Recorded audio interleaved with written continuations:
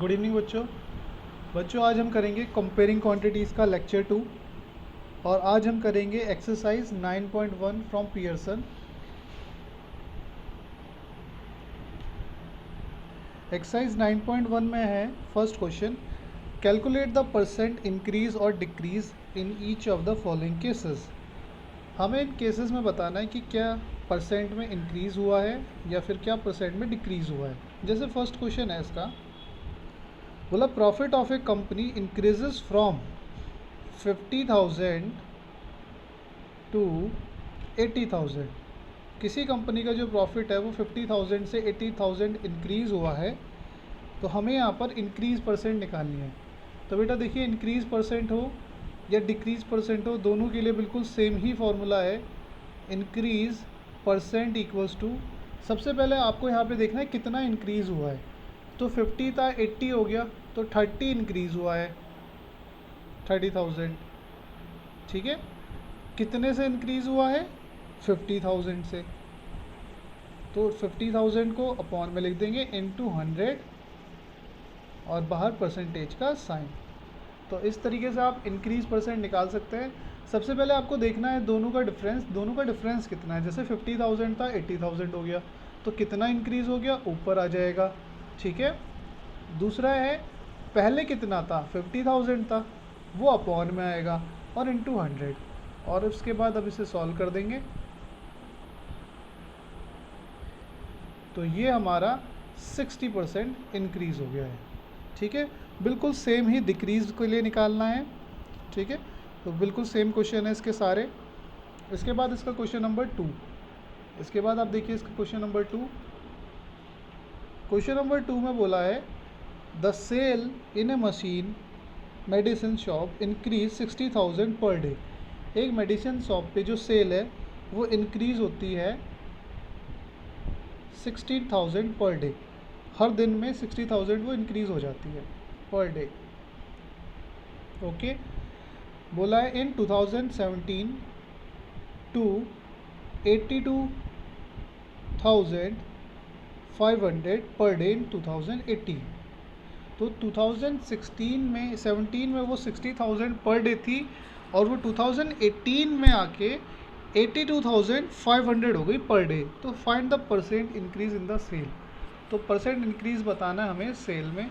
तो 2017 में वो 60,000 थी और 2018 में वो 82,500 हो गई है। तो हमें इंक्रीज़ परसेंट बताना है।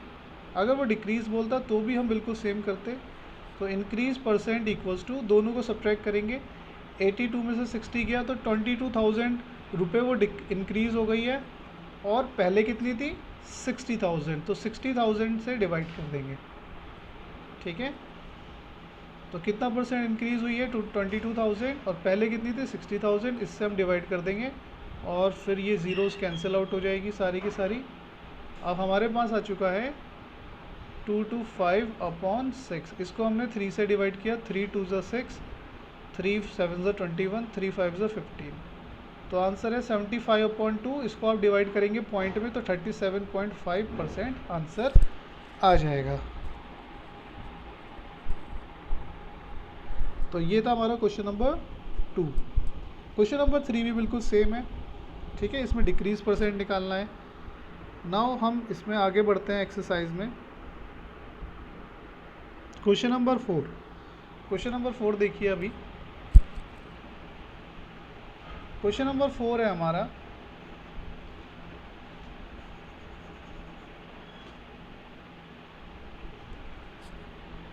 The price of silk was 4,000 पर मीटर। सिल्क का जो प्राइस है, प्राइस ऑफ सिल्क वो है 4,000 पर मीटर, मतलब 1 मीटर का 4,000 है। ठीक है, 4,000 पर मीटर। आगे क्या बोला है, due to lack of supply the price went up by 6%। मतलब क्या हुआ कि सप्लाई पीछे से आना बंद हो गई है ना, प्रोडक्शन बंद हो गया, तो उसका जो प्राइस है वो 6% इंक्रीज़ हो जाता है। तो हमें ये बताना नया प्राइस क्या होगा। ठीक है, जैसा आप देखते होंगे बेटा मार्केट में जैसे सब्जियां हैं, प्याज के रेट ज़्यादातर ऊपर नीचे होते रहते हैं। तो क्या होता है, जैसे प्याज जो है 40 रुपये पर केजी थी, सपोज़ सडनली क्या हुआ, मार्केट में प्याज जहाँ से आती थी वो जगह जो है वहाँ पे कोई डिस्टरबेंस हो गया, या फिर वहाँ पर प्याज जो है वो सड़ गई या ख़राब हो गई, तो मार्केट में प्याज कम आएगी। और अगर जो चीज़ कम होती है ना, और उसकी डिमांड बहुत ज़्यादा होगी तो उसके प्राइस हाई हो जाएंगे।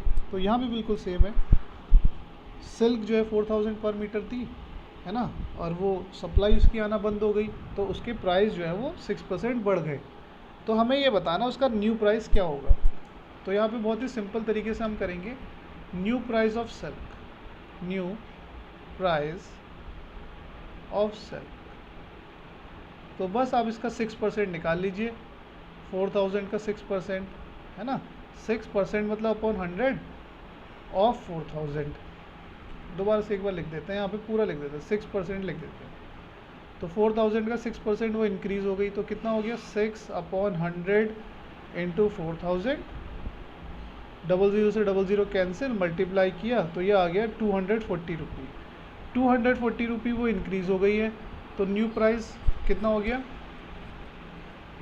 न्यू प्राइस ऑफ सिल्क वो हो जाएगा प्लस 4000।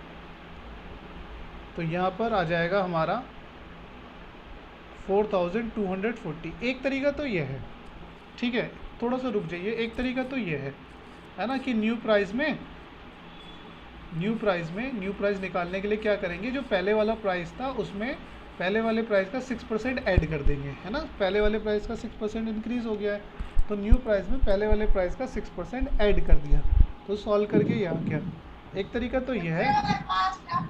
दूसरा तरीका क्या है, देखिए, दूसरा तरीका ये है, कोई भी चीज़ बेटा 100% होती है, ठीक है, कोई भी चीज़ कितनी होती है, 100% होती है,